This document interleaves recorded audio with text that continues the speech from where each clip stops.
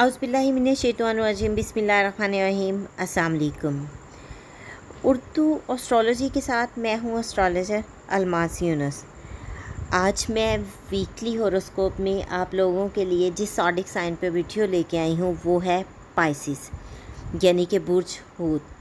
हम देखेंगे कि बुर्ज हूत के हामिल लोगों का 23 अगस्त से 29 अगस्त तक का हफ़्ता कैसा गुजरेगा और इन लोगों को इस हफ़्ते में कौन कौन से मामलात का सामना करना पड़ेगा। इससे पहले कि मैं अपनी वीडियो का आगाज़ करूं, जो लोग मेरे चैनल पर न्यू हैं सबसे पहले चैनल को सब्सक्राइब कर लें और बेल आइकन को प्रेस कर दें ताकि मेरी आने वाली वीडियोस के नोटिफिकेशन आप लोगों को रिसीव हो सके। अगर हम पाइसिस पीपल के इस हफ़्ते पर गौर करते हैं तो पता चलता है कि इन लोगों के लिए ये हफ़्ता काफ़ी खुशगवार होता हुआ दिखाई दे रहा है। इस हफ़्ते में इनके लिए बहुत सारी फेवरेबल चीज़ें हैं। सबसे अच्छी बात तो ये है कि अगर पाइसिस पीपल किसी बीमारी में मुब्तला हैं तो यहाँ पर इन लोगों को शिफा याबी हो रही है। ये बड़े फेवरेबल हालात हैं, इनकी सेहत दोबारा से बहाल हो रही है।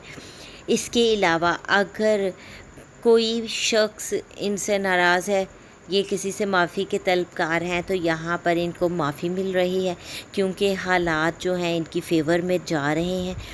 आप लोगों को कोशिश ये करनी है कि अगर आपका कोई भी मकसद है तो आपने उससे पीछे नहीं हटना, क्योंकि जिस काम के लिए भी आप इस वक्त जा रहे हैं वो काम आपका बहुत जल्दी पूरा होता हुआ दिखाई दे रहा है।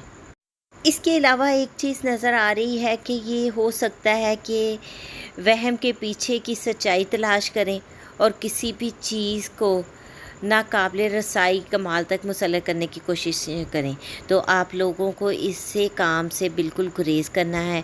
हो सकता है कि ये किसी चीज़ को बहुत ज़्यादा रोमानवी बनाने के मुजरिम भी हो सकते हैं या कोई भी इस किस्म का काम इनसे होने की मतवक्को किया जा सकता है, तो कोशिश करें कि इन चीज़ों से ज़रा गुरेज़ करें, इनसे दूर ही रहें।